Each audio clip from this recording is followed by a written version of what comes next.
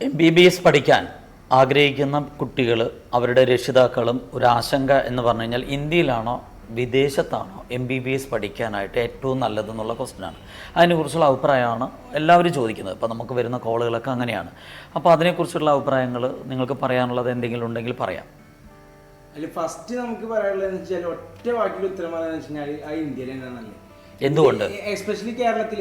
കാരണം എന്ന് പറഞ്ഞു കഴിഞ്ഞാൽ നമുക്കിപ്പോൾ ഫീസിൻ്റെ കാര്യം നോക്കും. ഫസ്റ്റ് ബേസിക്കലി എല്ലാവരും നോക്കുന്ന ക്വാളിറ്റി ഓഫ് എഡ്യൂക്കേഷൻ ഫീസാണ്. അപ്പോൾ ഈ ഫീസിൻ്റെ കാര്യത്തിൽ വരുമ്പോൾ കേരളത്തിൽ നമുക്കൊരു ഗവൺമെൻറ് സീറ്റ് കിട്ടി ആകെ 25,000 രൂപ ഫീസ് വരുള്ളൂ. 25,000 രൂപയാണ് ഗവൺമെൻറ്റിൽ ഫീസ് വരിക. SC ST അല്ലെങ്കിൽ OEC അങ്ങനെയുള്ള കാറ്റഗറിക്കാർക്ക് ഫീസേ ഇല്ല, ഫ്രീ ആയിട്ട് പഠിക്കാൻ പറ്റും. പിന്നെ അതേപോലെ തന്നെ ഇന്ത്യയിൽ എന്ന് പറയുമ്പോൾ മറ്റുള്ള ഇപ്പോൾ എയിംസ്, ജിപ്മർ ഇങ്ങനെയുള്ള കോളേജിലേക്കൊക്കെ പോകുമ്പോൾ എയിംസിലൊക്കെ 1,200 രൂപയാണ് ഒരു വർഷത്തെ ഫീസ് വരുന്നത്. അതേപോലെ ജിപ്മറിൽ വരുമ്പോൾ ഒരു 5,000 രൂപയാണ് ഒരു വർഷത്തെ ഫീസ് വരുന്നത്. അപ്പോൾ വളരെ കുറഞ്ഞ ഫീസിൽ നല്ല ക്വാളിറ്റി ഓഫ് എഡ്യൂക്കേഷൻ, പിന്നെ അത്രയധികം പേഷ്യൻസിനായിട്ട് ഇൻട്രാക്ട് ചെയ്തിട്ട് നമ്മളുടെ സ്വന്തം ലാംഗ്വേജിൽ അവരായിട്ട് സംസാരിച്ച് ഓരോ കാര്യങ്ങളും മനസ്സിലാക്കിയിട്ട് നല്ല ക്ലിനിക്കൽ എക്സ്പോഷറൊക്കെ എടുത്തിട്ട് വർക്ക് ചെയ്യാൻ പറ്റുന്ന ഒരു അന്തരീക്ഷമാണ് എന്തുള്ളത് നമുക്ക് ഇന്ത്യയിലുള്ളത്. അപ്പോൾ ഒരു സീറ്റ് കിട്ടാത്ത കുട്ടിനെ സംബന്ധിച്ചിട്ട് അബ്രോഡ് പോയത് യാതൊരു ബുദ്ധിമുട്ടില്ല. ശരിക്കും പറഞ്ഞാൽ ഈ ഏറ്റവും നല്ല വിദ്യാഭ്യാസം ഇന്ത്യയിലാണ്. എസ്പെഷ്യലി നമ്മൾ കേരളത്തിലുള്ള കുട്ടികൾക്ക് എന്ന് പറഞ്ഞാൽ കേരളത്തിലാണ്. കാരണം എന്ന് വെച്ചാൽ അവർക്ക് വേറൊരു ടെൻഷനൊന്നുമില്ല, അവർ നോംസ് നോക്കണ്ട. വിദേശത്ത് പഠിക്കുമ്പോൾ ഒരുപാട് നോംസും കാര്യങ്ങളൊക്കെ NMC റൂൾസ് ഉണ്ടോ, അതുണ്ടോ ഇതുണ്ടോ എന്നൊക്കെ ഒരുപാട് കാര്യങ്ങളൊക്കെ വരുമ്പോൾ FMG എക്സാം എഴുതണം, അങ്ങനെയുള്ള ഒരുപാട് പ്രശ്നങ്ങളൊക്കെ അതിനകത്ത് അവർ കാണണം, കുട്ടികൾ കാണണം. മനസ്സിലായോ? അപ്പോൾ നമുക്ക് ഇന്ത്യയിൽ മെറിറ്റിൽ കിട്ടാനായിട്ട്, അപ്പോൾ കേരളത്തിലാണെങ്കിൽ മെറിറ്റിൽ കിട്ടാനായിട്ട് എന്താണ് ചെയ്യേണ്ടത്? ചെറിയ മാർക്ക്, നീറ്റിൽ ചെറിയ മാർക്ക് കിട്ടിയാൽ നമുക്ക് പലരും ഇവിടെ സീറ്റ് കിട്ടാറുണ്ട്. അപ്പോൾ അതിനെക്കുറിച്ച് കുട്ടികൾക്ക് അറിയില്ല, അല്ലെങ്കിൽ രക്ഷിതാക്കൾക്കും അറിയില്ല അതെവിടെയാണ് അപ്ലൈ ചെയ്യേണ്ടത്, അങ്ങനെയുള്ള കാര്യങ്ങളൊന്നും അറിയില്ല. അപ്പോൾ അത് അങ്ങനൊരു സഹായം കുട്ടികൾക്ക് ചെയ്യുകയാണെങ്കിൽ ഒത്തിരി കുട്ടികൾ, കാരണം ആകെ 90,000 സീറ്റാണ് നമ്മുടെ ഇന്ത്യയിലകത്തുള്ളത് സീറ്റ്. കേരളത്തിലുള്ള കുട്ടികൾക്ക് അവയർനെസ് ഉണ്ട്. കേരളത്തിൽ എങ്ങനെയാണ് ആപ്ലിക്കേഷൻ കൊടുക്കേണ്ടതെന്നുള്ള കാര്യത്തിലൊക്കെ അവയർനെസ് ഉണ്ട്. കേരളത്തിലുള്ള കുട്ടികൾക്ക് അവയർനെസ് ഇല്ലാത്ത എന്താ വെച്ചാൽ അന്യ സംസ്ഥാനത്ത് എങ്ങനെ ആപ്ലിക്കേഷൻ കൊടുക്കണം, അവിടെ എത്രയാണ് ഫീസ്, അങ്ങനെയുള്ള പ്രശ്നങ്ങൾ കുട്ടികൾക്ക് നേരിടാം. കേരളത്തിൽ കുഴപ്പമുണ്ടാവാറില്ല. കേരളത്തിൽ ഇപ്പോൾ ആപ്ലിക്കേഷൻ ഇടാൻ പറഞ്ഞപ്പോൾ എത്ര 19 കോളേജ് ഉണ്ട് കേട്ടോ. പ്രൈവറ്റ് ഉണ്ട്, ഗവൺമെന്റ് വേറെ ഉണ്ട്. അപ്പോൾ അമൃതുണ്ട് ഒരെണ്ണം. അപ്പോൾ അതിൽ എങ്ങനെ ആപ്ലിക്കേഷൻ ഇടുക, അങ്ങനെയുള്ള സംവിധാനം കാര്യങ്ങളൊക്കെ കുട്ടികൾക്ക് കറക്റ്റായിട്ട് എല്ലാ കാര്യങ്ങളും അറിയാം. അത് അവർ നീറ്റ് കോച്ചിങ് നടത്തുന്ന സ്ഥാപനം അവർക്ക് വളരെ വളരെ വിദഗ്ധമായിട്ട് തന്നെ ഗൈഡ് ചെയ്ത് കൊടുക്കും. അതെല്ലാം എല്ലാ നീറ്റ് സെന്ററുകളും ഇപ്പം നല്ല വീഡിയോസ് കൊടുക്കുന്നുണ്ട്. പക്ഷെ അത് അവിടെയാണ് പ്രശ്നം. കാരണം എന്ന് വെച്ചാൽ ഈ കുട്ടികൾക്ക് കുറേ കുട്ടികൾക്ക് നമുക്ക് കേരളത്തിൽ സീറ്റ് കിട്ടില്ല. പിന്നെ അതിലെ IP എൻട്രൻസ് കോച്ചിങ് സെന്റേഴ്സ് ഒക്കെ കൊടുക്കുന്ന വെച്ചാൽ ഒരു മൊഡ്യൂളാണ് കൊടുക്കുന്നത്. അത് എല്ലാവർക്കും കോമൺ ആയിട്ട് കിട്ടാനുള്ള രീതിയിലാണ് പറഞ്ഞത്. ഓരോ കുട്ടീനെയും കസ്റ്റമൈസ് ചെയ്തിട്ട് ആ കുട്ടിക്ക് എങ്ങനെ കിട്ടുക, ആ കുട്ടിയുടെ മാർക്ക് അനുസരിച്ചിട്ട് എവിടെ കിട്ടുക എന്നുള്ളത് ഒരു സംഭവം അത് സെപ്പറേറ്റ് ആണ്. ഓരോ കുട്ടിക്കും അവർക്ക് അവരുടേതായിട്ടുള്ള സ്ട്രാറ്റജി ഉണ്ട്. അവർക്ക് കിട്ടണമെങ്കിൽ അവരുടെ റിസർവേഷൻ കാറ്റഗറി നോക്കുക, അവരുടെ മാർക്ക് നോക്കുക, അവർക്ക് അവരുടെ ബഡ്ജറ്റ് നോക്കുക, ഇത്രയും കാര്യങ്ങളൊക്കെ നോക്കിയിട്ട് ചെയ്താലാണ് കുട്ടിക്ക് കിട്ടാനുള്ള ചാൻസ് കൂടുന്നത്. ഇതിലിപ്പോൾ നമ്മൾ കേരളത്തിൽ ഇപ്പോൾ നീറ്റ് റാങ്ക് ഒരു 350 മാർക്ക് അല്ലെങ്കിൽ 400 മാർക്കുള്ള കുട്ടിക്ക് എന്ന് പറഞ്ഞാൽ ഒരിക്കലും ഇവിടെ കേരളത്തിൽ സോഷ്യൽ കോളേജിലും കിട്ടില്ല, ഗവൺമെന്റ് കോളേജിലും കിട്ടില്ല. പക്ഷെ വേറെ കാര്യം എന്താ വെച്ചാൽ പക്ഷേ ആ കുട്ടികൾ എന്ത് ചെയ്യണം, ആ കുട്ടികൾക്ക് കേരളത്തിന് വെളിയിലുള്ള കോളേജിൽ സീറ്റ് കിട്ടും. കേരളത്തിൽ NRI കിട്ടും, കേരളത്തിന് വെളിയിലുള്ള കോളേജിൽ ഗവൺമെന്റ് സീറ്റ് കിട്ടും. പക്ഷെ വേറെ എന്താ വെച്ചാൽ NRI സീറ്റ് ഗവൺമെന്റ് അല്ല, അവിടുത്തെ മാനേജ്മെന്റ് കോട്ട സീറ്റ് കിട്ടും.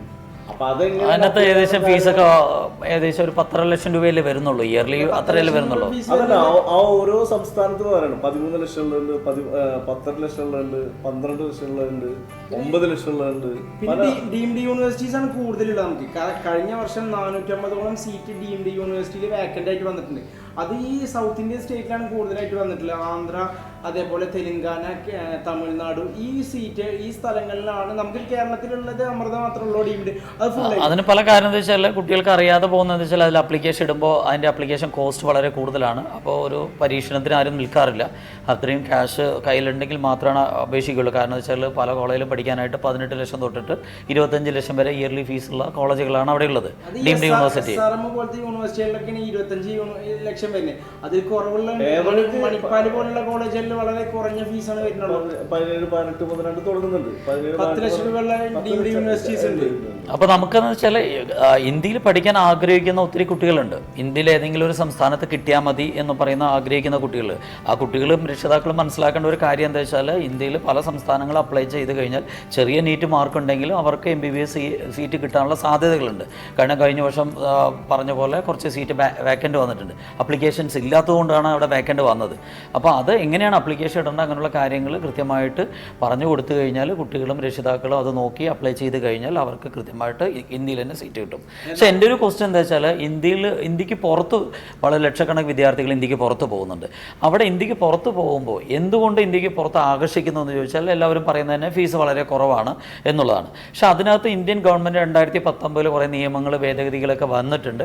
അതിനെക്കുറിച്ച് പറയുകയാണെങ്കിൽ പഴയ ഇന്ത്യൻ സിലബസ് ആയിരിക്കണം, ഇംഗ്ലീഷ് മീഡിയം ആയിരിക്കണം ക്ലാസ് എടുക്കാൻ, അങ്ങനെ ഏതൊക്കെ രാജ്യമാണ് ഇത് കൊടുക്കുന്നുള്ള എല്ലാവർക്കും ഒരു കൺഫ്യൂഷനിലിരിക്കുകയാണ്. അതിനെക്കുറിച്ചാണ് NMC നോംസ് ആണ് പറയണമെന്നുണ്ടെങ്കിൽ അത് ഒട്ടുമിക്ക കുട്ടികളും അത് അറിയാൻ ചെയ്യുക. എല്ലാവർക്കും അത് വളരെ വ്യക്തമായിട്ട് അത് നോംസ് ഉള്ള രാജ്യങ്ങളിലോ അല്ലെങ്കിൽ യൂണിവേഴ്സിറ്റികളിൽ മാത്രം പോയി പഠിച്ചിട്ട് വല്ല കാര്യമുള്ളൂ. പക്ഷേ ഇവിടെ എന്താ പ്രശ്നം വെച്ചാൽ വിദേശ രാജ്യങ്ങളിൽ പഠിക്കാൻ പോകാനുള്ള ആഗ്രഹം എന്താ വെച്ചാൽ പല വിദ്യാർത്ഥികൾക്കും സാമ്പത്തിക പ്രതിസന്ധികളുണ്ടാവും. ഇപ്പോൾ ചില യൂണിവേഴ്സിറ്റികളിൽ 30 ലക്ഷം കൊണ്ട് കംപ്ലീറ്റ് കഴിഞ്ഞു വരാം. ഫുഡ് അക്കോമഡേഷനും അവരെ ട്യൂഷൻ ഫീസും എല്ലാ കാര്യങ്ങളും കഴിഞ്ഞു.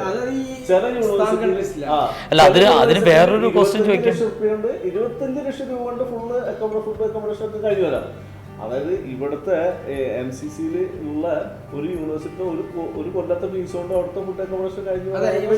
ഇന്ത്യയിലുള്ള ഡീംഡ് യൂണിവേഴ്സിറ്റിയുടെ 1 വർഷത്തെ ഫീസ് കൊണ്ട് 5 വർഷത്തെ കോഴ്സ് ചെയ്യാനുള്ള സംവിധാനം. പക്ഷെ ഈ 5 വർഷത്തെ ഫീസ് ചെയ്യുമ്പോഴേ അതിൽ അവർ കറക്റ്റായിട്ട് NMCയുടെ റൂൾസ് പാലിക്കണം. എബ്രോഡ് പോയി പഠിച്ചുകൊണ്ട് യാതൊരു ബുദ്ധിമുട്ടില്ല. പക്ഷെ എന്താ വെച്ചാൽ NMCയുടെ റൂൾസ് ഫസ്റ്റ് എല്ലാ റൂൾസും കറക്റ്റായിട്ട് വരണം. പിന്നെ അതേപോലെ തന്നെ ഇന്ത്യയിൽ പറയുന്ന 19 സബ്ജക്ട്സ്, ഇന്ത്യൻ മെഡിക്കൽ കൗൺസിൽ പറയുന്ന 19 സബ്ജക്ട്സ് ഇന്ത്യയിൽ പഠിപ്പിക്കുന്ന ഈ 19 സബ്ജക്ട്സും അവരുടെ സിലബസിൽ ഉണ്ടാവണം. ഈ എല്ലാ NMCയുടെ റൂൾസും ഉണ്ടായി ഈ സബ്ജക്ട്സ് ഉണ്ടായില്ലെങ്കിൽ കഴിഞ്ഞ കഥ. പിന്നെ അതേപോലെ തന്നെ എന്ത് ചെയ്യണം, ഈ കുട്ടികൾ അവിടെ പഠിച്ചിട്ട് അവിടെ ഒരു രജിസ്ട്രേഷനും കിട്ടണം. രജിസ്ട്രേഷനും കൂടി കിട്ടിയില്ല എന്നുണ്ടെങ്കിൽ കാര്യം. പിന്നെ എന്താ വെച്ചാൽ ഇന്ത്യയിലും നമ്മുടെ എബ്രോഡും കമ്പയർ ചെയ്യുമ്പോൾ ഫീസാണ് ഏറ്റവും വലിയ ഘടകം. ഇന്ത്യയിൽ ഇപ്പോൾ ഒരുപാട് സീറ്റ് കിട്ടാനുണ്ടായിട്ടും വിദ്യാർത്ഥികൾ വിദേശത്ത് പോകുമ്പോൾ ഫീസ് കുറയാൻ വേണ്ടിയിട്ടാണ് പോകുന്നത്. പക്ഷെ നമുക്ക് ജോർജിയ, ഈജിപ്റ്റ് അങ്ങനെയുള്ള കൺട്രീസ് ആകുമ്പോൾ കേരളത്തിലുള്ള മാനേജ്മെന്റ് ക്വാർട്ടർ അപ്രോക്സിമേറ്റ് ഫീസ് വരുന്നുണ്ട്. 50 ലക്ഷം അടുത്ത് വരുന്നുണ്ട്. പഠിക്കുമ്പോൾ 50 ലക്ഷത്തിന്റെ അടുത്ത് ഏകദേശം ടോട്ടൽ കോസ്റ്റ് വരുന്നുണ്ട്. അപ്പൊ അങ്ങനെയാണ് വെച്ചാൽ കേരളത്തിൽ സോഷ്യൽ മെഡിക്കൽ കോളേജിൽ സീറ്റ് എടുക്കാനായിരിക്കും. അപ്പൊ ഈ 50 ലക്ഷം രൂപ ബഡ്ജറ്റ് ഇല്ലാത്ത ആൾക്കാർക്ക് എന്ത് ചെയ്യാൻ പറ്റും?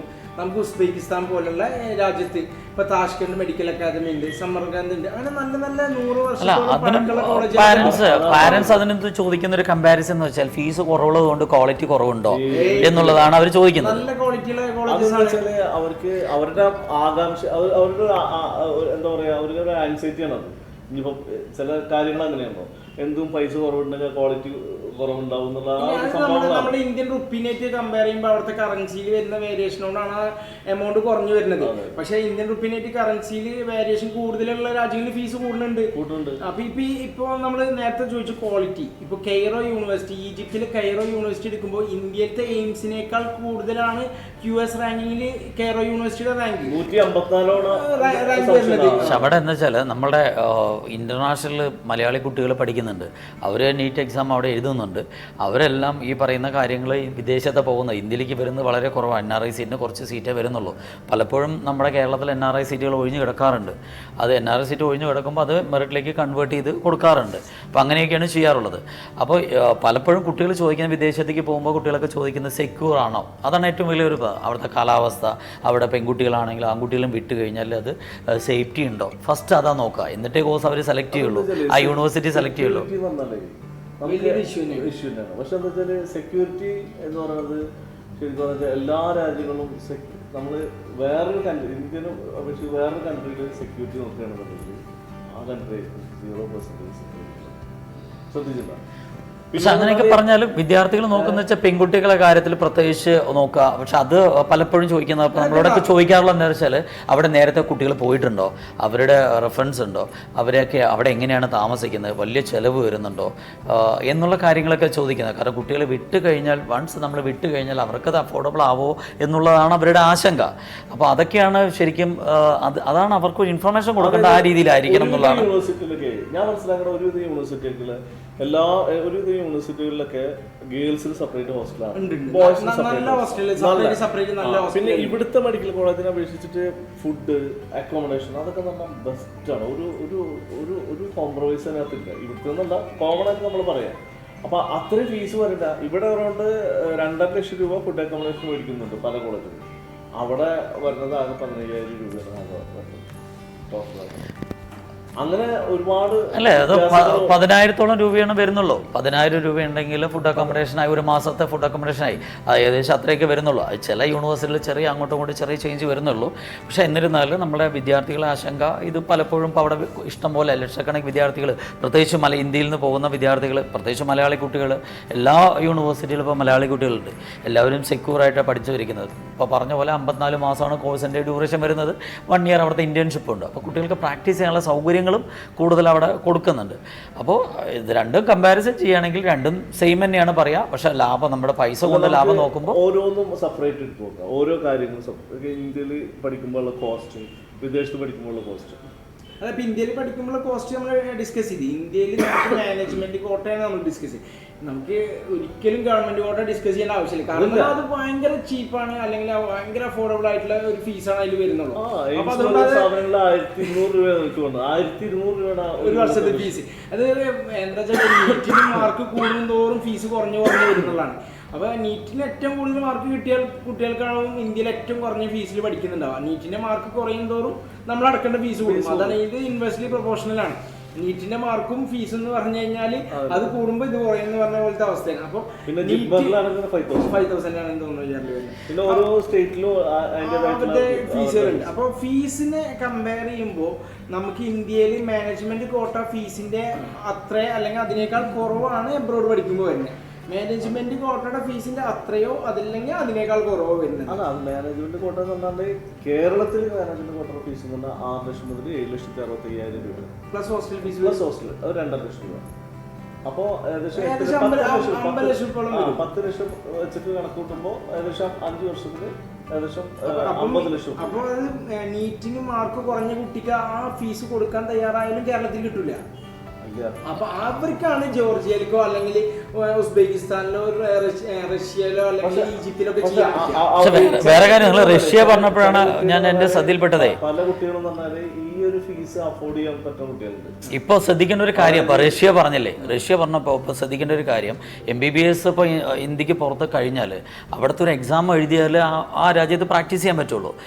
അവിടുത്തെ ഇപ്പോൾ റഷ്യയിൽ പോയിട്ട് തന്നെ റഷ്യൻ ഭാഷ പഠിച്ചിട്ട് വേണ്ട എക്സാം എഴുതാനായിട്ട്. റഷ്യയിലും ചൈനയിലും ഉള്ള വേറെ രാജ്യത്ത് ഇംഗ്ലീഷ് മതി. അത് റഷ്യയിലും ചൈനയിലും അവരുടെ ഭാഷ മാത്രം ഉപയോഗിച്ചിട്ടുള്ള എക്സാം, ലൈസൻസ് എക്സാം മാത്രമേ ഉള്ളൂ. ബാക്കിയുള്ള എല്ലാ കൺട്രികളിലും എന്താണ് അപ്പോൾ കുറച്ചുകൂടെ കൂടുതൽ ഇപ്പോൾ യൂറോപ്യൻ സൈഡിലേക്ക് കുറച്ചുകൂടെ കുട്ടികൾ ശ്രദ്ധിക്കാൻ തുടങ്ങി. യൂറോപ്പിൽ ഇപ്പോൾ ഒരുപാട് രാജ്യങ്ങൾക്ക്, മോൾഡോവ, ബോസ്നിയ, റൊമാനിയ അങ്ങനെയുള്ള രാജ്യങ്ങൾക്കൊക്കെ എന്തുണ്ട് ഇപ്പോൾ കുട്ടികൾ പോയി തുടങ്ങുന്നുണ്ട്. അപ്പോൾ ഈ ഷെങ്കൻ കൺട്രീസിലേക്ക് കയറിയിട്ട് യൂറോപ്പിലേക്ക് കയറി ഷെങ്കൻ കൺട്രീസിൽ കയറി ആ യൂറോപ്പിൽ സെറ്റിൽ ആവാന്നുള്ളൊരു മനോഭാവം എന്തിൽ വന്നിട്ടുണ്ട്, കുട്ടികളുടെ ഇടയിൽ വന്നിട്ടുണ്ട്. കാരണം ഇപ്പോൾ പൊതുവെ കേരളത്തിൽ നിന്ന് ഒരുപാട് വിദ്യാർത്ഥികൾ വിദേശത്ത് അല്ലെങ്കിൽ യൂറോപ്പിൽ സെറ്റിൽ ആവാന്നുള്ള രീതിയിൽ പോകുന്നുണ്ട്. അപ്പോൾ ഈ യൂറോപ്പിൽ പഠിക്കുകയാണെങ്കിൽ എന്താ വെച്ചാൽ എല്ലാ യൂറോപ്യൻ കൺട്രിയിലും അവർക്ക് പോയിട്ട് വേറെ എക്സാം ഒന്നും എഴുതാണ്ട് പ്രാക്ടീസ് ചെയ്യുക, വേറെ എന്ത് മാത്രം മതി, ആ പോകുന്ന രാജ്യത്തിലത്തെ ലാംഗ്വേജ് ടെസ്റ്റ് മാത്രം എഴുതിയാൽ മതി. ജർമ്മനി പോവുകയാണെങ്കിൽ ജർമ്മനിയുടെ ലാംഗ്വേജ് ടെസ്റ്റ് എഴുതണം.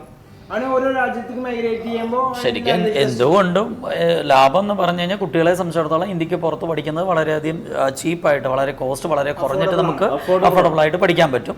സെക്യൂറിൻ്റെ കാര്യങ്ങളും അല്ല ആ രീതിയിൽ തന്നെയാണ്. കാരണം നമ്മുടെ ഇവിടുത്തെ ഒരു NRI സീറ്റിന്റെ കമ്പാരിസൺ ചെയ്ത് കഴിഞ്ഞാൽ അവിടെ ഒരു വർഷത്തെ ഫീസേ ഉള്ളൂ, അത്രേ ഉള്ളൂ അവിടുത്തെ എല്ലാ ചെലവടക്കം. അപ്പോൾ അതിനകത്തുള്ള ആ ട്രാവലിംഗ് മാത്രമാണ്. ഇപ്പോൾ ട്രാവലിംഗ് വളരെ ഈസി ആയി. ഇപ്പോൾ ഡൽഹിയിൽ നിന്നൊക്കെ ഡയറക്റ്റ് പലയിടത്തേക്കും ഫ്ലൈറ്റ് ആയി കഴിഞ്ഞു, ഒരുപാടുണ്ട്. നമ്മൾ വേറെ കാര്യമുണ്ട്. ഇപ്പോൾ ഉസ്ബെക്കിസ്ഥാനിൽ പഠിക്കാൻ പോകുന്ന ഒരു കുട്ടിയാണെന്നുണ്ടെങ്കിൽ അവർ ഡൽഹിയിൽ നിന്ന് 3 മണിക്കൂർ ഫ്ലൈ ചെയ്താണ്. അതുപോലെ നമ്മൾ ഡൽഹിയിൽ ഇപ്പോൾ എയിംസിലാണ് പഠിക്കണമെന്നുണ്ടെങ്കിൽ അവർ ഇവിടുന്ന് കേരളത്തിൽ 3.5 മണിക്കൂർ ഫ്ലൈ ചെയ്യണം. അതെ, അത് ഡൽഹി പോയിട്ട് 3 മണിക്കൂർ കൂടെ എക്സ്ട്രാ ഫ്ലൈ ചെയ്യണം എന്നുള്ളതാണ്. പക്ഷേ കിട്ടുക എന്നുള്ളതാണ്. കുട്ടികൾക്ക് ഒരു വർഷം നഷ്ടപ്പെടാണ്ട് മാർക്ക് കുറഞ്ഞു കഴിഞ്ഞാലും ഇന്ത്യയിൽ കിട്ടിയില്ലെങ്കിൽ അബ്രോഡ് കിട്ടാനുള്ള ഓപ്ഷൻ ഉണ്ട്. അബ്രോഡ് കിട്ടിക്കഴിഞ്ഞാൽ അതെങ്ങനെ നല്ല കോളേജ് സെലക്ട് ചെയ്തിട്ട് അവിടെ ചെയ്യാന്നുള്ളതാണ്. അപ്പൊ അതിനുള്ള ഒരുപാട് ഓപ്ഷൻസ് ഉണ്ട്, ഒരുപാട് കാര്യങ്ങളുണ്ട്. അതിൽ കുറെ കാര്യങ്ങളൊക്കെ നമ്മൾ കവർ ചെയ്തിട്ടുണ്ട്. നമ്മൾ നീറ്റിനെ പറ്റി മാത്രമാണ് ഡിസ്കഷൻ. നീറ്റ് ഇല്ലാത്ത കുട്ടികൾ പഠിക്കാൻ ആഗ്രഹിക്കുന്നുണ്ട്. നീറ്റില്ലാത്ത കുട്ടികൾ പഠിക്കാണ്ടിരിക്കാൻ എന്തുകൊണ്ട് അങ്ങനെ വരുന്നു? അല്ല, അത് അല്ല, നീറ്റ് എന്ന് പറയുന്നത് നീറ്റിന്റെ ബേസിക് ആയിട്ടുള്ള നമ്മൾ ഒരു എക്സാം ആണിത്. അപ്പൊ ഒരു ബേസിക് അല്ല, അതല്ല, പല രാജ്യത്തും കുട്ടി ഇവിടെ പോയിട്ട് പഠിച്ചു വന്നിട്ട് പിന്നെ FMG എക്സാം എഴുതി പാസ്സാവാൻ പറ്റില്ല. പല കുട്ടികളുടെ പ്രശ്നം എന്ന് വെച്ചാൽ സൈക്കോളജിക്കൽ പ്രശ്നങ്ങളുള്ള കുട്ടികളുടെ നീറ്റ് ഒരു എൻട്രൻസിന് പോകുമ്പോൾ പേടിച്ച് വരച്ചിട്ടായിരിക്കും എഴുതുക. ഇപ്പൊ എക്സാമ്പിൾ പറഞ്ഞു കഴിഞ്ഞാൽ ഒരു 450 മാർക്ക് ഒരു വർഷം കിട്ടിയ നീറ്റിൽ മാർക്ക് കിട്ടിയ കുട്ടി രണ്ടാമത് എഴുതുമ്പോൾ 160 മാർക്ക് കിട്ടിയ ചരിത്രങ്ങളുണ്ട്. അപ്പോൾ അവരെ സംബന്ധിച്ചിടത്തോളം അവർ അക്കാദമിക് പാറ്റേൺ നോക്കുന്ന സമയത്ത് വളരെയധികം കൃത്യമായിട്ട് അവർ പോയിട്ടുണ്ട്. പക്ഷെ അങ്ങനെയുള്ള കുട്ടികൾക്ക് എനിക്ക് പറയാനുള്ളത് വെച്ചാൽ നീറ്റ് ഇല്ലെങ്കിലും MBBS പഠിക്കാം. പക്ഷെ എന്താണ്, ഇന്ത്യയിൽ വന്ന് പ്രാക്ടീസ് ചെയ്യാൻ പറ്റില്ല. അത്രേ ഉള്ളൂ. ഇന്ത്യക്ക് പുറത്ത് അവർക്ക് പ്രാക്ടീസ് ചെയ്യാം. അവർ പഠിക്കണ്ട എന്ന് പറയുന്നത് ശരിയാണ്. കാരണം അവർ അക്കാദമിക് ഇതൊരു എൻട്രൻസ്, അതിനുള്ളൊരു വഴി മാത്രമാണ് എൻട്രൻസ്. പക്ഷെ അവർ ഈ 1ാം ക്ലാസ് തൊട്ട് 10ാം ക്ലാസ് വരെ പഠിച്ച് അത് കഴിഞ്ഞ് +1 കഴിഞ്ഞു +2 കഴിഞ്ഞ വിദ്യാർത്ഥികളാണ്. ഇവിടെ അക്കാദമിക് കാറ്റഗറി നോക്കുകയാണെങ്കിൽ ചിലപ്പോൾ നല്ല ഗ്രാഫ് വളരെ ഹൈ ആയിരിക്കും. അങ്ങനെയുള്ള കുട്ടികൾ സംഭവിച്ചാലേ, അതായത് ഒരു ഡോക്ടർ ആവാന് ഒരു ക്രൈറ്റീരിയ ഉണ്ട്. അത് ഇന്ത്യൻ ഗവൺമെന്റ് വെച്ചിട്ടുള്ളത് ഈ നീറ്റ് എക്സാമാണ്. ആ നീറ്റ് എക്സാം എഴുതിയിട്ട് തോറ്റ കുട്ടി ഒരിക്കലും ഒരു ഡോക്ടർ ആവാനുള്ള യോഗ്യത ഇല്ല. ആ കുട്ടി പോവരുതെന്നാണ് ഞാൻ പറഞ്ഞത്. ആ കുട്ടി അല്ല, അത് നിങ്ങളുടെ പേഴ്സണൽ ഒപ്പീനിയൻ ആയിരിക്കും. പക്ഷെ പേഴ്സണൽ ഒപ്പീനിയൻ ആയിരിക്കും. എന്റെ അഭിപ്രായത്തില് ചെയ്യാനുള്ള ഓപ്ഷൻ ഉണ്ട്. പക്ഷെ അതിന് ഒരു വർഷം കൂടി നീറ്റ് എക്സാം എഴുതി ക്ലിയർ ചെയ്തിട്ട് അടുത്ത വർഷം പോവാ. അല്ല, ഇപ്പൊ നമ്മളെ ഒരു വിദ്യാർത്ഥി പറയണേ എനിക്ക് ഇന്ത്യയിൽ വന്ന് വർക്ക് ചെയ്യാൻ താല്പര്യമില്ല എങ്കിൽ അവർക്കൊരു ഓപ്ഷൻ നീറ്റ് വേണമെന്നില്ലല്ലോ. ഇപ്പൊ നീറ്റ് അപ്പൊ ബുദ്ധി താല്പര്യം ഇല്ലെങ്കിൽ വേണ്ട, അവർക്ക് ഇന്ത്യക്ക് പുറത്ത് പോയിട്ട് പഠിക്കാൻ പറ്റില്ല. അങ്ങനത്തെ കുട്ടികൾ പഠിക്കരുതെന്ന് പറഞ്ഞത്. കാരണം വെച്ചാൽ അല്ല, നീറ്റ് എന്ന് പറയുന്നത് ഇപ്പൊ ഈ അടുത്ത കാലത്ത് വന്നിട്ടുള്ള പ്രോസസ്സാണ്. നോക്കേണ്ട ആളുകളല്ലേ അവര്. അപ്പൊ അത് ഒരു മിനിമം ഒരു ക്രൈറ്റീരിയ ഉണ്ട്. അത് ക്വാളിഫൈ ചെയ്യാം. ആകെ 120 മാർക്ക്. അല്ല, അതിനകത്ത് 160 മാർക്ക് മേടിച്ചാൽ മതി. 720 ബ്രില്യന്റ് ആയിട്ടുള്ള കുട്ടികൾ ഒത്തിരി കുട്ടികളുണ്ട്. ചില കുട്ടികൾ ബ്രില്യന്റ് ആയിട്ടുള്ള കുട്ടികൾ നീറ്റ് എക്സാമിന് നീറ്റ് എൻട്രൻസ് പ്രിപ്പയർ ചെയ്യാതെ പോയിട്ട് എക്സാം എഴുതിയിട്ട് അവർ ക്വാളിഫൈ ആയിട്ടില്ല എന്നുള്ളതാണ് പറയണത്. അപ്പോൾ അങ്ങനത്തെ ആൾക്കാർക്ക് ഒരുപക്ഷെ അടുത്ത വർഷം ഇന്ത്യയിൽ ട്രൈ ചെയ്തിട്ട് ശ്രമിക്കാം. ഇനി ഞാൻ ഇന്ത്യയിലേക്ക് തിരിച്ചു വരുന്നില്ല, ഞാൻ അബ്രോഡ് സെറ്റിൽ ആവാണ്, അവിടെയാണ് വർക്ക് ചെയ്യണത്, ഇന്ത്യയിൽ വന്ന് പ്രാക്ടീസ് ചെയ്യാൻ ഒരു ആഗ്രഹമില്ലാത്ത കുട്ടികളാണെങ്കിൽ പോയിക്കോട്ടെ. അല്ല, ഇതെന്താ വെച്ചാൽ ഇപ്പോൾ നല്ല മാർക്ക് കിട്ടിയ കുട്ടികൾ, കഴിഞ്ഞ വർഷം നടന്നൊരു സംഭവം എന്താ വെച്ചാൽ സ്വാശ്രയ കോളേജിൽ മെറിറ്റിൽ വന്ന കുട്ടി പഠിക്കാൻ ക്യാഷ് ഇല്ലാത്തതുകൊണ്ട് രണ്ടാമത് റിപ്പീറ്റ് ചെയ്തു. ഒന്നുകൂടെ റിപ്പീറ്റ് ചെയ്ത സമയത്ത് ക്വാളിഫൈഡ് ആയതില്ല, ക്വാളിഫൈഡ് ആകാൻ പറ്റിയില്ല. കാരണം എന്തുകൊണ്ടാണ് എക്സാമിനേഷൻ സമയത്ത് നെഗറ്റീവ് മാർക്കുകൾ വന്നു.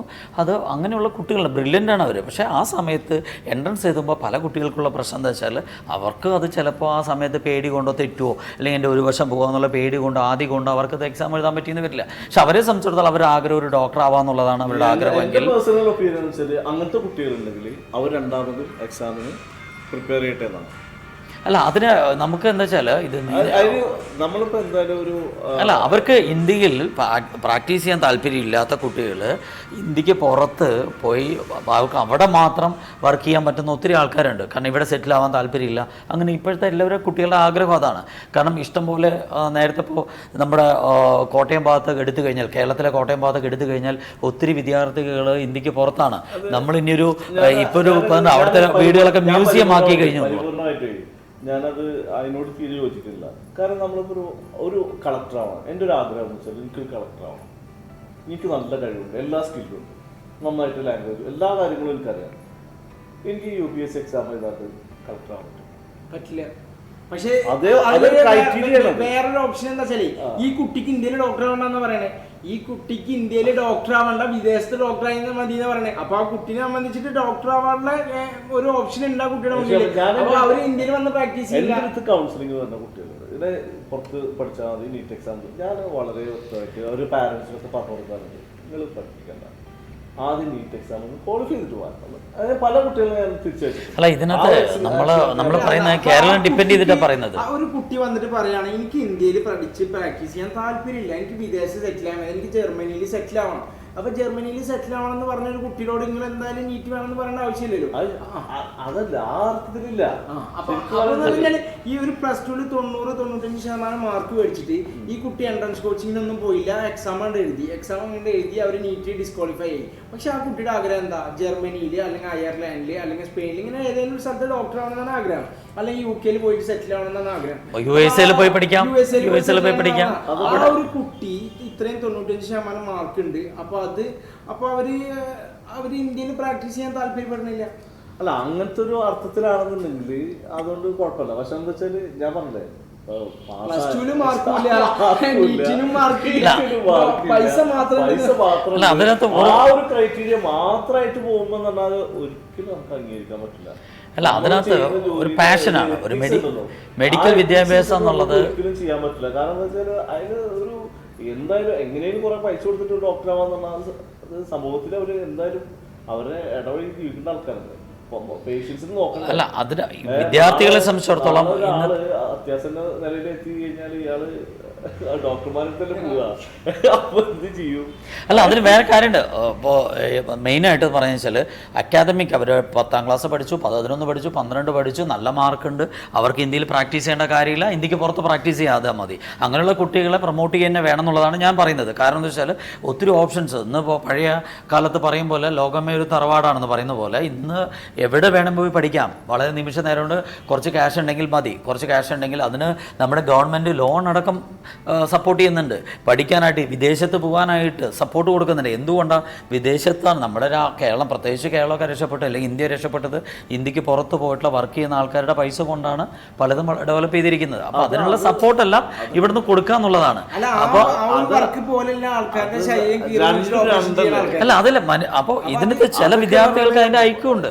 ഐക്യു ലെവലുള്ള വിദ്യാർത്ഥികൾ ഇതിനകത്ത് വേറെ ക്രൈറ്റീരിയ ഉണ്ട്. അവൻ പഠിക്കാൻ പോയി കഴിഞ്ഞാൽ അവൻ ഇംഗ്ലീഷ് ഫോളോ ചെയ്ത് കൃത്യമായിട്ട് പഠിച്ചിട്ടുണ്ടെങ്കിൽ MBBS പഠിക്കാൻ പോകുന്ന ഒരു വിദ്യാർത്ഥി ആദ്യം മനസ്സിലാക്കേണ്ടത് ഇത് ഒരിക്കലും ഒരു പൈസ ഉണ്ടാക്കാൻ പറ്റിയ ഒരു സാധനമല്ല. അത് ആദ്യം മനസ്സിലാക്കണം. ഇതിലൊരു സോഷ്യൽ കമ്മിറ്റ്മെന്റ് ഉണ്ട്. ഇതിലൊരു ശരിക്കും വെച്ചാൽ ഒരു അങ്ങനെ ഒരിക്കലും ചിന്തിക്കാൻ പാടില്ല. ഒരു പൈസ ഉണ്ടാക്കാൻ വേണ്ടി മാത്രമേ ഞാൻ പോയി പഠിക്കാൻ പാടില്ല. ഇതൊരു പെർഫെക്റ്റ്ലി ഒരു സോഷ്യൽ കമ്മിറ്റ്മെന്റ്. അല്ലേ, സോഷ്യൽ കമ്മിറ്റ്മെന്റ് ഉള്ള സംഭവം തന്നെയാണ്. ഇതിന് അല്ല, അത് രണ്ടും ഞാൻ പറയുകയാണെങ്കിൽ കൺക്ലൂഡ് ചെയ്യും. നമുക്കിതിന് കൺക്ലൂഡ് ചെയ്യുന്ന വെച്ചാൽ രണ്ടും നല്ലതാണ്. പക്ഷെ ഇന്ത്യയിൽ എന്താ വെച്ചാൽ കുറച്ച് ക്ലിനിക്കൽ എക്സ്പോർട്സ് ഉണ്ട്. അതുപോലെ തന്നെ നല്ല സിലബസ് ഇന്ത്യൻ ലോകത്തിപ്പോൾ എല്ലാം നമ്മുടെ ഇന്ത്യൻ മെഡിക്കൽ അറിയപ്പെടാൻ തുടങ്ങി. പ്രത്യേകിച്ച് ഈ കൊറോണയ്ക്ക് ശേഷം ഇന്ത്യ സ്വീകരിച്ച പല നിലപാടുകളും പല രാജ്യങ്ങളും ചർച്ച ചെയ്യാൻ തുടങ്ങി. അതുകൊണ്ട് ഇന്ത്യൻ വിദ്യാഭ്യാസം നല്ലത് തന്നെയാണ്. പക്ഷെ നമ്മുടെ അവിടുത്തെ സീറ്റ് പരിമിതമാണ്. അതുകൊണ്ട് നമ്മൾ എന്ത് ചെയ്യുന്നു, ഡോക്ടർ ആവാനായിട്ട് ഇന്ത്യക്ക് പുറത്ത് പോകുന്നു. അത് നമ്മളൊക്കെ പറയുമ്പോൾ അത്രയും പെർഫെക്റ്റ്ലി NMC റൂൾസ് കറക്റ്റായിട്ട് ഫോളോ ചെയ്യുന്ന രാജ്യങ്ങൾ അല്ലെങ്കിൽ യൂണിവേഴ്സിറ്റികൾ ഈ കുട്ടിക്ക് മാക്സിമം നീറ്റ് കുട്ടി NMC പറയുന്ന ഒരു റൂൾ ഉണ്ടല്ലോ, നോംസ് ഉണ്ട്. കുട്ടി എന്തായാലും നീറ്റ് എഴുതണം. പാസ്സായ കുട്ടികൾ മാത്രം അവിടെ പോകാൻ പാടുള്ളൂ. തിരിച്ചു വന്നിട്ട് FMG എക്സാം എഴുതണമെന്നുണ്ടെങ്കിൽ എന്തായാലും നീറ്റ് എഴുതാൻ നിർബന്ധമാണ്. അങ്ങനെ ഫോളോ ചെയ്യുന്ന രാജ്യങ്ങളിൽ യൂണിവേഴ്സിറ്റികളിൽ മാത്രം പഠിപ്പിക്കുക. അങ്ങനെയാണ് കൗൺസിലിംഗ് ചെയ്യാറുള്ളൂ സാധാരണ. അപ്പോൾ നമുക്ക് ഇന്ത്യയിലാണ് ബെസ്റ്റ് ഓപ്ഷൻ. അതിന്റെ ഒപ്പം തന്നെ എബ്രോഡും ചെയ്യാന്നുള്ളതാണ് ബെറ്റർ ഓപ്ഷൻസ് ആണ്. കാരണം അതിനകത്ത് നല്ല നല്ല ഓപ്ഷൻസ് ഉണ്ട്. പക്ഷെ നമ്മുടെ കുട്ടികൾ ഇപ്പോൾ പുറത്ത് പോയി MBBS കഴിയുമ്പോൾ നല്ല ലാംഗ്വേജ് അവർക്ക് കൈകാര്യം ചെയ്യാൻ പറ്റുന്നുണ്ട്. നല്ല രീതിയിൽ പേഷ്യൻസിനോട് അവർക്ക് നല്ല രീതിയിൽ പെരുമാറാൻ പറ്റുന്നുണ്ട്. കാരണം അവിടുത്തെ രീതികൾ വളരെ വ്യത്യസ്തമാണ്. നാടും വീടും വിട്ടു പോകുന്ന കുട്ടികൾ വളരെ വലിയ മാറ്റങ്ങളാണ് ഉള്ളത്. ക്ലിനിക്കൽ എക്സ്പോഷർ ഭയങ്കരമാണ്. തഷ്കണ്ട് എന്ന് പറഞ്ഞു കഴിഞ്ഞാൽ ഉസ്ബെക്കിസ്ഥാന്റെ ക്യാപിറ്റൽ സിറ്റിയാണ്. സമർഖന്ദും വളരെ തൊട്ടടുത്ത് നിൽക്കുന്ന ഒരു യൂണിവേഴ്സിറ്റി തന്നെയാണ്. പക്ഷെ ഏറ്റവും കൂടുതൽ ഉസ്ബെക്കിസ്ഥാനിലാണ് ചിലവ് കുറഞ്ഞപ്പോൾ പഠിക്കാൻ പറ്റുന്നത്. കുറച്ചുകൂടെ നല്ല രീതിയിൽ മലയാളി കുട്ടികളൊക്കെ ഇപ്പോൾ അവിടെ ഇഷ്ടംപോലെ കുട്ടികൾ പോകുന്നുണ്ട്, പഠിക്കുന്നുണ്ട്. ഇപ്പോഴത്തെ ഒരു ട്രെൻഡായി വന്നു വരുന്നുള്ളേ. പിന്നെ ബെസ്റ്റ് ഓപ്ഷൻ ഒരു സംശയമില്ല ഇന്ത്യയാണ്, കേരളമാണ്. പിന്നെ എബ്രോഡ് എങ്ങനെയാണ് എബ്രോഡ് വരുന്നത് എന്നുള്ളതാണ്. അപ്പൊ ഇന്ത്യയിൽ കിട്ടാണ്ട്